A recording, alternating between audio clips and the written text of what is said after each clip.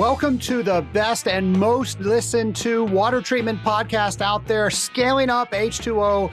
Folks, my name is Trace Blackmore. I am the host of Scaling Up H2O. Of course, it's the podcast where we're scaling up on knowledge so we don't scale up our systems.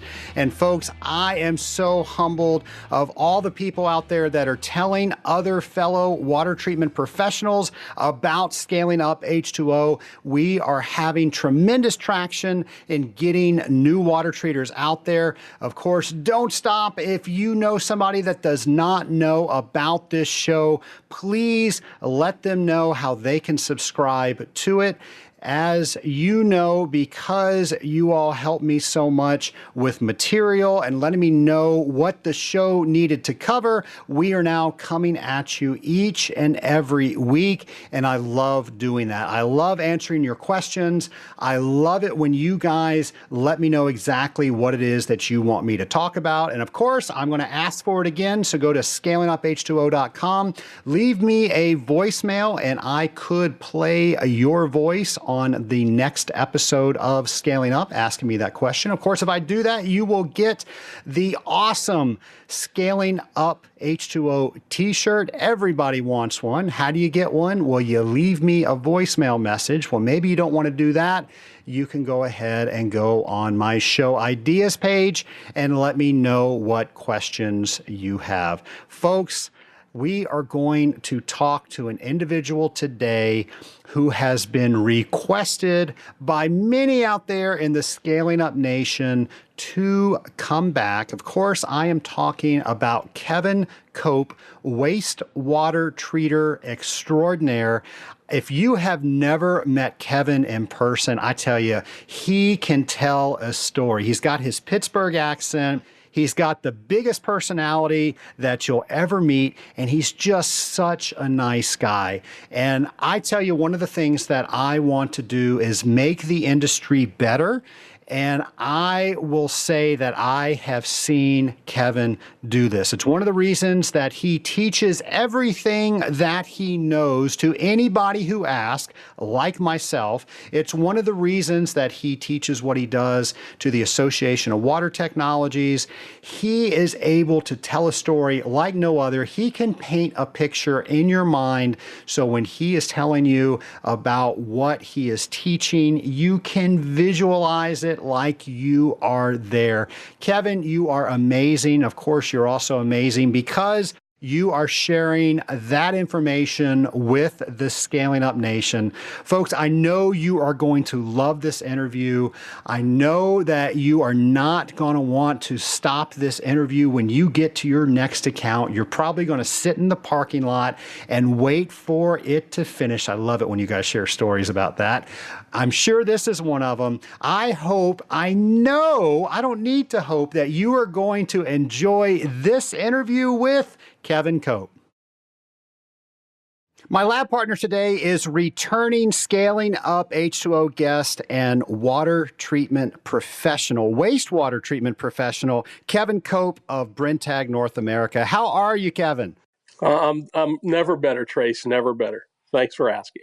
Never better. That is the term that the Scaling Up Nation absolutely loves. And they also love Kevin Cope because I have received so much positive feedback when you came on for Water Treatment Week and you talked about what wastewater is. So many people called me or emailed me and said they want more of what wastewater is. So thank you so much for coming on the show and giving the Scaling Up Nation what they're asking for.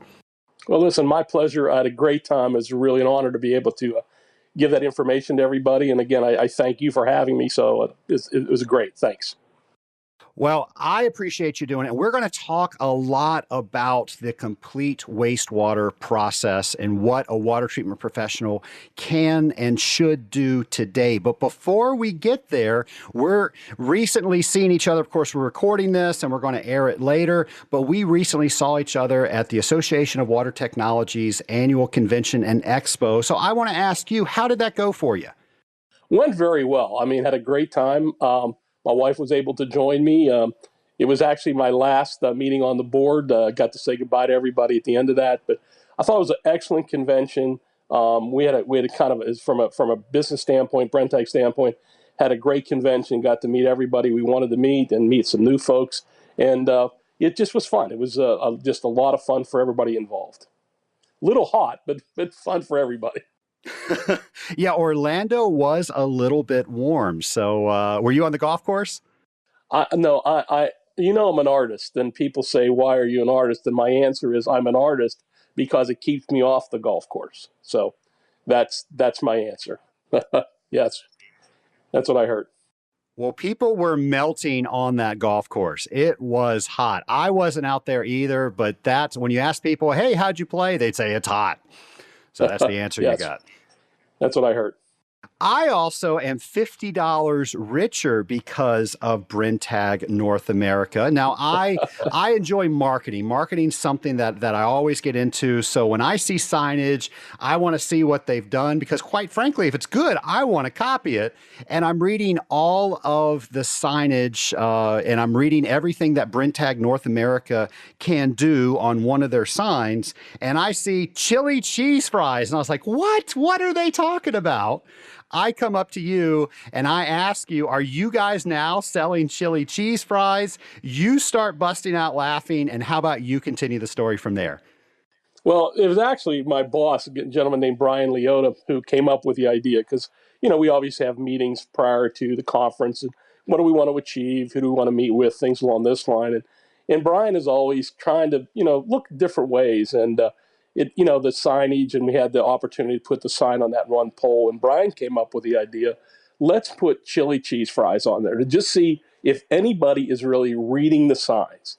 And so we came up with that idea. Or I should say Brian came up with that idea. Barbara Nostein from our events group put it on the sign. We put it up. And lo and behold, I was sitting with Brian when you walked by, and you were the very first person to come up and say something. And it could not have been timed any better, Trace. I mean, Brian, big grin on his face when he thought somebody actually is reading the sign. So that's what it came from, was us sitting around and saying, do people really read these signs? And lo and behold, we got confirmation that someone does.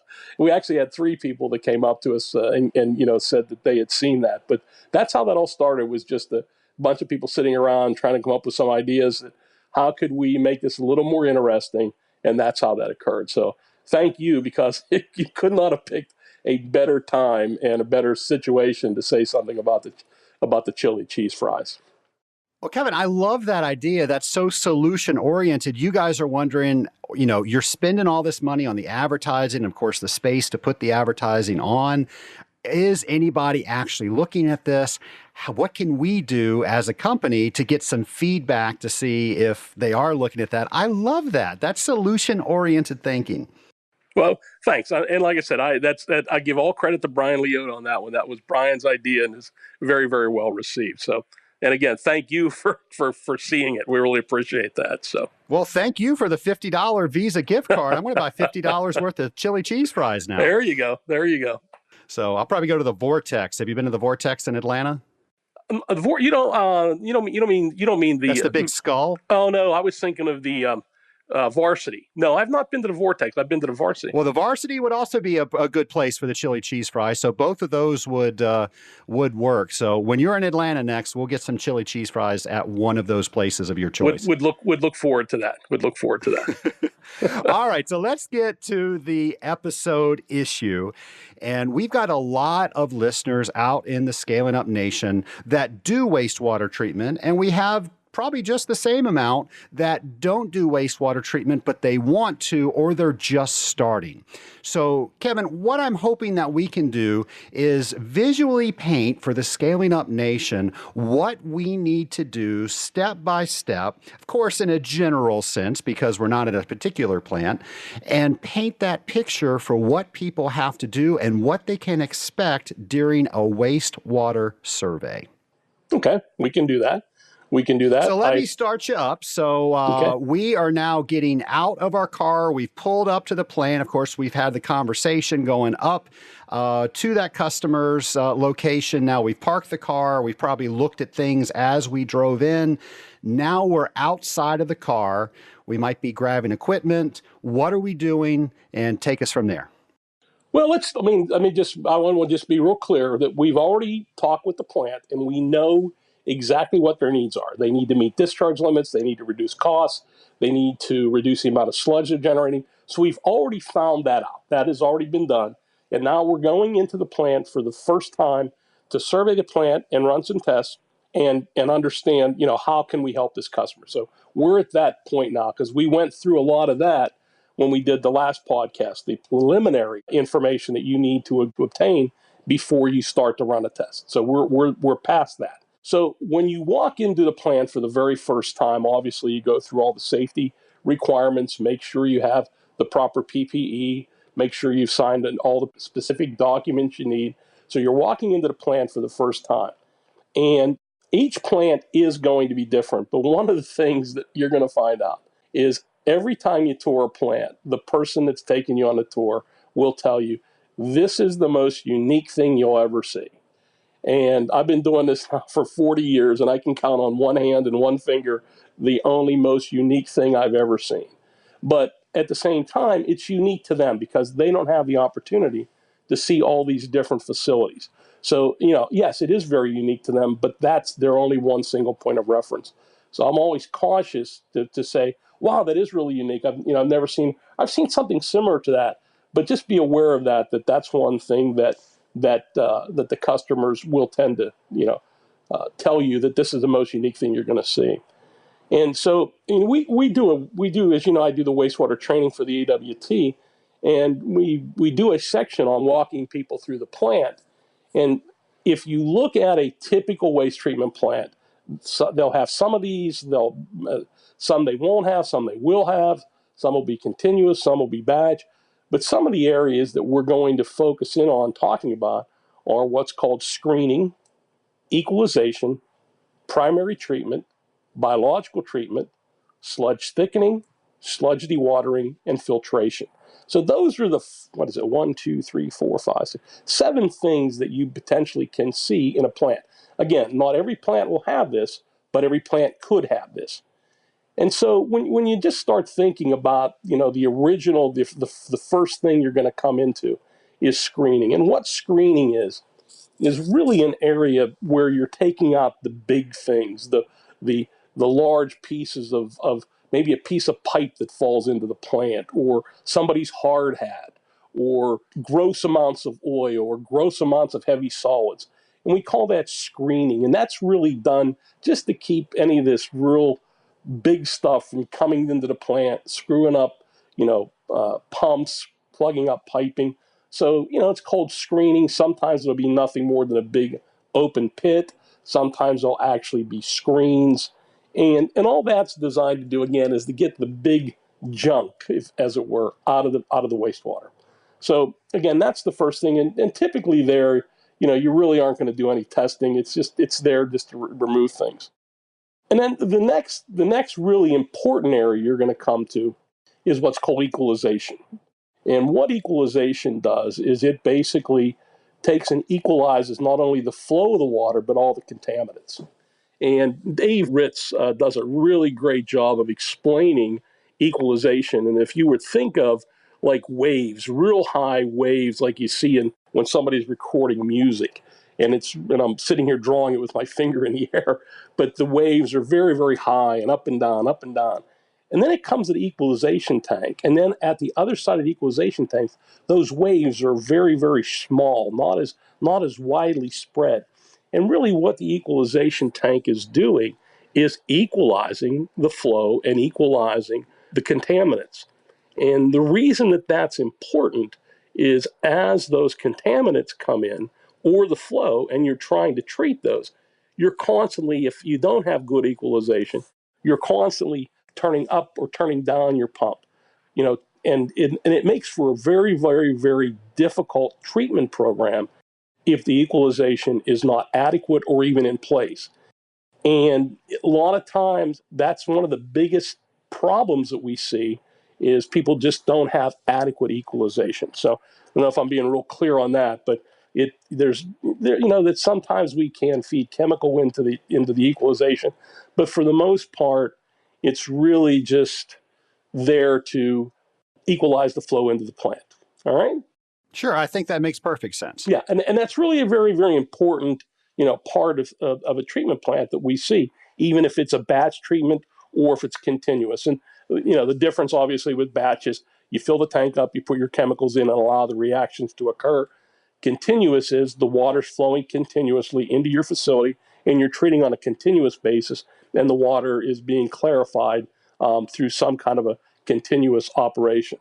So that's kind of the next step is equalization. So screening, equalization, and then we have what we call primary treatment. And this is really kind of where the rubber hits the road. You have either a dissolved air flotation, an induced air flotation, clarifier. It can be a circular clarifier. It can be a rectangular clarifier. It can be a parallel plate clarifier, also known as lamella. So every place will differ on what their primary clarification is. And do you want me to explain all of those, or is that sufficient, Trace? I think that's great, but if you're willing, educate the Scale It Up Nation. Okay, let's talk first about dissolved air flotation. And you also hear bubble air flotation, now various other names for it. But with dissolved air flotation, what happens is we take some of the wastewater, usually clean wastewater coming off the end of the system, put it into a pressurization tank, and then release that water from outside from the pressurization tank where it's mixed with air. And I live in Pittsburgh, and so in the summer times and in the fall, we will get water and we'll pour from our tap, and there'll be white bubbles, very, very tiny bubbles that will come to the top. And that's what a dissolved air, the DAF, dissolved air flotation, is designed to do, is to create these micro, very fine bubbles and have those bring the solids to the top of the unit where it's then skimmed off. So that's what's called a dissolved or a gas air flotation. They're units that are designed to, by the use of air, to bring the solids, be it oil, be it light solids, to the top where it can be skimmed off. A clarifier does just the opposite. A clarifier is designed for the particles to come to the bottom. And at the bottom, then there's some kind of a rake system that rakes the solids out of the clarifier. And those are typically used when the solids are a little heavier. I actually treated at a bowling ball facility years ago. They actually had a dissolved air flotation tank in a bowling ball manufacturer. Now those things are heavy, right? Yeah. That was the comment, Trace. Was really you're trying to float bowling balls, and I mean, I to this day I still laugh about that one. But and I always make this comment that when you see something like that, there's always a salesman out selling the equipment. You have to remember that there's somebody that sold this piece of equipment, and he must have been a pretty darn good salesman to sell a flotation system into a bowling ball facility. But typically what you do is if the stuff, and again, and engineers do this, but if the materials will settle, you use a clarifier. And a clarifier is just a big open area where the solids can settle to the bottom, and then they're raked off the bottom of the clarifier. What the industry has also done, and these are, very common now, are what are called parallel plate separators or lamella. It's kind of like calling tissue Kleenex. Lamella clarifiers, and what those are is a series of plates. And I apologize, I don't know the angle. There's a specific angle that these plates are put in. And the water is forced up these plates. And what that does is helps with separation. You also get contact with the sludge that hits the plates, building the particles larger and make them settle out. And so the reason those are nice is they really, in our industry, the AWT market, you're going to see a lot of those because they take up a fairly small footprint compared to circular or square rectangular clarifiers. So bottom line here, you're either going to float the material or you're going to let it sink. So it's going to be one of the two. It's either going to float or sink, or then you have plants that doesn't go anywhere and you got a problem. But typically it'll either float or sink, and that's called primary clarification. And in those applications, this is where you feed your coagulants and your flocculants. And what you're trying to do with a coagulant is you're trying to neutralize very, very, very tiny particles. If you think of these tiny particles as being magnets in the water, and they all have negative charges and they're bouncing off of each other and they don't want to come together, we put in a coagulant, be it an inorganic or organic coagulant, and what it does is it neutralizes those charges and now allows for those particles to come together and become bigger. You also hear the word pin flock, create a pin flock. Well, their particles are a little bigger, but they're still not as big as we want them to be to either sink or to float. But at the same time, they will eventually sink or float much more quickly than they would if they weren't coagulated. So now we have these little pin flocks created. We then feed a flocculant, which is, if you think of it as being a long chain of pearls. And on the pearls, maybe every fifth pearl is a red pearl. And that red pearl is a charge site. And so now these big long strand of pearls come in and they attract these little pin flocks to make them bigger. And in the case of settling, they'll settle faster because they're bigger. If they're floating, you can, while you're flocculating it, you can indeed even entrap air and have them rise to the top more quickly. So in the primary step in wastewater treatment, this is really where the coagulants and flocculants are fed to help with those reactions, those rise or settling. I guess I should also note the other materials can be fed there would be things like metal precipitants if you're trying to take metals out, maybe some kind of a lime if you're trying to take phosphate out. This is really where the rubber hits the road, where you're really removing the big contaminants and what you're really trying to take out of a system is in the primary clarification. And so again, that's where the majority of the chemicals are being sold, and where usually the biggest focus is at when you're walking and learning about a treatment plan. Kevin, I got to tell you, that was the clearest and most concise definition of what a plant is and what it does that I have ever heard. That's amazing. Well, thank you. It's come from a lot of. I really enjoy working with young people in the industry. I've loved it, always have loved it, and I've always felt that how do I make it as clear? And again, Trace, no pun intended here. How can I make it as clear as possible for them? And I wish I could take credit for the pearl description. That was taught to me, 35 years ago, and that's always stuck with me. And a lot of times when I do the class, I'll actually have a pearl, and we're not going to get into molecular weights and charge and all that right now, but I'll have these little strand of pearls, and I'll explain it, and I can see people's eyes kind of start to understand it. I've also heard flocculation be described as fly paper, where it's sticking, things stick to it. I've seen that too. And but to me, this is really the essence of what we try to do in the training at the AWT, is really give the folks some kind of an idea what they're going to see when they walk in. So I thank you for that, but I appreciate that. It's been a lot of working to get that so I can explain to people what they're seeing when they're looking at precipitation, coagulation, and flocculation. Well, I think many water treaters get caught up in the big words and trying to prove to the other party that's listening how smart they are. And what ends up happening is the other party has no idea what they're talking about, but they're too embarrassed to say that. So they walk away not knowing anything more than when the conversation started. And I love it when people that have a huge amount of information like yourself can boil that down so now everybody can get in the party. So thank you for doing that. And you better believe I am stealing that pearl demonstration. Well, if you really want to take it to the final end on that, what in flocculants, the flocculants can be cationic or non-ionic or anionic. For the most part, the non-ionics are just very, very, very low anionic. So you really have negatively charged and positively charged. So when I do my talk, I have one strand of pearls with red pearls, and then I have one with green pearls, and just, and talk about, and then you can make the strand longer or shorter depending on how long the molecular weight is, or add more colored pearls to increase the charge density. So it's something that's always stuck with me. So Be happy to give you a tutorial on how to put your pearls together for the talk. But that's the best way I found. Yeah. So once primary clarification is done, we move into secondary.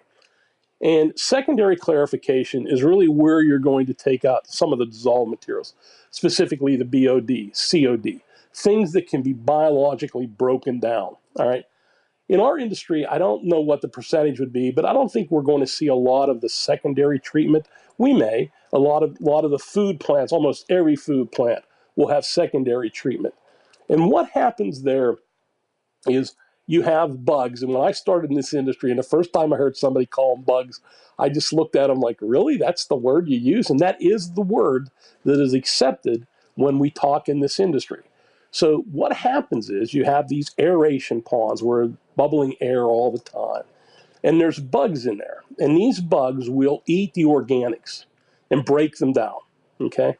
And these bugs will break these organics down, cleaning the water. And then this water that has all these bugs in it will be taken and brought into a clarifier, just like we just talked about, where they'll settle out. The clean water will continue. We'll get into where the clean water goes in a minute. But the sludge, the bug sludge that settles to the bottom, that is one of two things can happen to that. They can either recycle that back to the beginning of the secondary treatment, or they can waste it to get rid of some of the bugs. Now, here's why, and this is another little way somebody explained this to me that stuck with me my entire career. If you think of the biological aerobic digester, is what it's called, an aerobic digester, there's air present as a community. And you think of that as being people, okay? And you have these bugs, basically people, and you have young bugs, you have medium-age bugs, and you have old bugs. And if you think of our society, really the young people, the young babies and stuff really don't do a whole lot of work for the society. But now you get to the middle age, young adults to, little older adults, really who do the primary work within our society. Then you have the elderly, which really don't do a lot of work. So what happens is, in this bug community now, if you start getting too young, the bugs are too young, you don't get a lot of work. If the bugs start getting too old, you don't get a lot of work being removed of the organics. So what these customers will do is they'll take this sludge and they'll analyze it. And they'll say, well, we're getting too old. We're going to waste some of the sludge to move the sludge age more down into the medium range. And conversely, if we have too young of a sludge, we won't waste. We'll let those bugs become older and become more in that center group. And so that's always stuck with me on how to explain biological treatment. So what you're trying to do is have a healthy community of bugs which break down the organics and clean the water and taking the organics out. And you do that by aeration, where you have the air, just like our society, air. You have food being the waste that's coming in. And then you have the bugs, the communities that are breaking this material down. And again, that's called secondary treatment. Once again, Kevin, the best definition I have ever heard of that being described. Outstanding. I give credit where credit is due on this one. That was not me. That was a gentleman up at the waste treatment plant. He was the plant operator. And I had a young girl I was training there with me. And we were talking, and I was walking through. He goes, "Do you mind if I get involved?" I go, "No, not at all." And he's the one that came up and gave me that description on how it worked. And that's always stuck with me. And I've always felt that that is one of the best ways to describe what's happening in a biological treatment. I mean, it's so much more complicated than that, but that and I have no problem. I stole it and I said, "Can I use it?" He goes, "Use it." And I've used that basic description of a biological treatment plant as long as I can remember. And I mean, that's probably back. I probably did that back in that would have been my Calgon days, is when, or might have been Dearborn. I can't remember. But I think it just paints a picture of what a biological treatment plant is all about. And a lot of people are concerned about that. There's some little bit of hocus pocus that can go on there. I mean, you can sell, bioaugmentation, which is great. What that does is it'll focus in on specific materials that need to be taken out. So a lot going on in the biological treatment plants.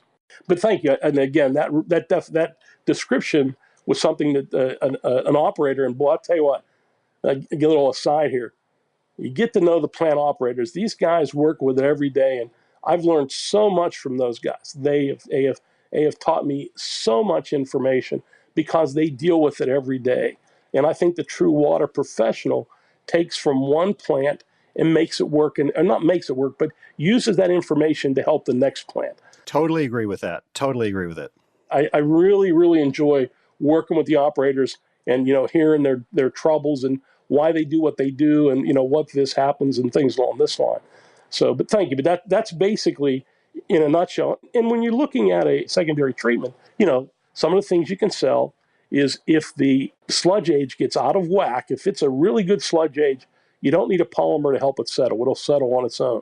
But if it gets out of whack one way or the other, you typically need some kind of a flocculant, usually a cationic flocculant, to help it settle a lot better, whether the sludge is too old or too young, help it settle a lot better. We did talk a little bit about bio-augmentation. What are some of the bugs you can sell them or enzymes you can sell them to help them increase their removal and have a healthy community? Nutrients are another area that are required. Phosphates are required, sometimes ammonia, but those are materials that can be fed into these plants to keep them healthy, keep a healthy bug colony so you're getting good removal. I should mention that's what's called aerobic digestion in the presence of air, just like we think of in our communities. Some of the sludge is then taken to what are called anaerobic digesters. And what that is what you're trying to do there is reduce the volume of sludge through an anaerobic digestion. All right. I don't do a lot of work in those, so I really can't speak to those, but a lot of times the sludge will come from, some of the sludge will be brought into an anaerobic digester. And what you're doing there, again, is reducing the amount of sludge. You're creating methane, and it's just a way of reducing the amount of sludge that you're generating in a waste treatment plant that has a biological treatment plant. Because to haul that off, that's an extra expense. Exactly. And so what you're trying to do, and not always, but in most cases, you're trying to reduce the amount of sludge that you're generating. And an aerobic digester will do that, will reduce the volume of biological sludge that you're generating. Very good. So we've gone through screening, equalization, primary clarification, secondary clarification. The next area is what's called thickening. And what thickening is simply what you're doing is you're taking the bugs that you've generated either via the use of aerobic or anaerobic digestion, and you're reducing that. And the first step is what's called sludge thickening.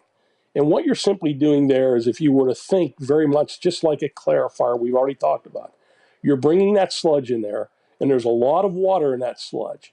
And so what you're trying to do is you're trying to thicken that sludge. You're trying to get as much of the gross water out of that as possible.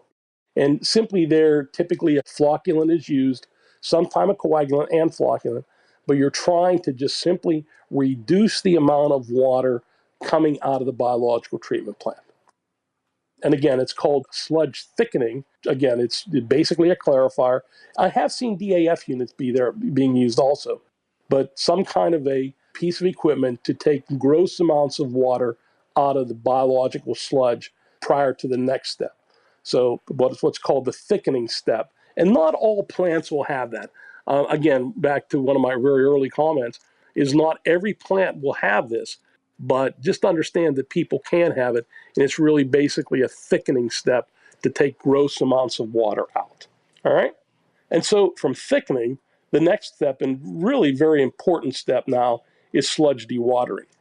And, in some cases, you can call thickening being part of sludge dewatering.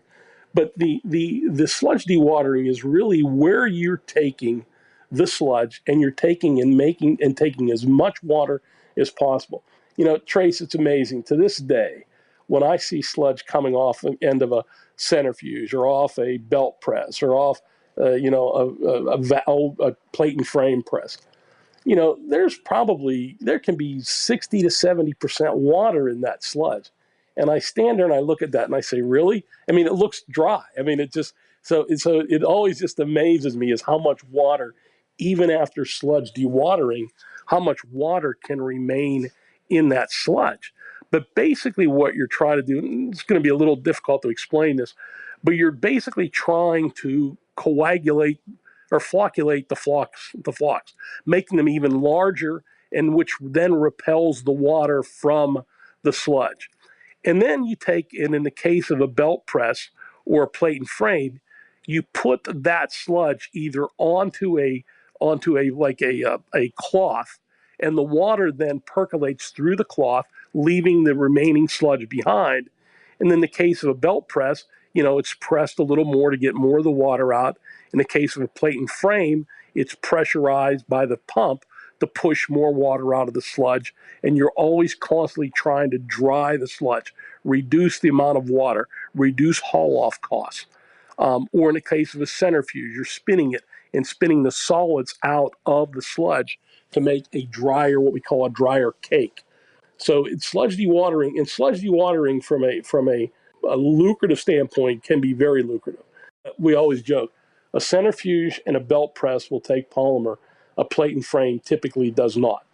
Not 100% of the time, but when you add polymer to a belt press, you're basically trying to break out free water, which then drains down through the cloth in a belt press. Or in the case of a centrifuge, you're trying to make the particles larger, which then helps with centrifuging. The larger particles spin further and more efficiently, leaving water behind. In the case of a plate and frame, what happens there is the pump is pushing into these cavities that have claws on them, and as it's pumping in, the pressure from the pump is forcing the water through the sludge and then through the claws and then out. So there's other ways of doing it, but those are the three most common. Centrifuge, where you're spinning the sludge and allowing the heavier sludge to go to the outside of the spin in the centrifuge, leaving water behind. Belt press, where you have sludge hitting on a belt that's continually moving, the water percolates down through the sludge. Then a second belt comes and you get two belts coming together, and it goes through a series of rollers that press the water out. And then lastly, a plate and frame. In essence, you have these caverns, these plates that are hollow, but on the inside of the plates is a filter cloth, which the pump pressure pushes the sludge up against the claws, and then water percolates through the sludge, through the claws, and then is disposed of. And that's called sludge thickening. And there, from a treatment standpoint, a lot of times there are significant amount of a product is needed for sludge dewatering. So that's the next step.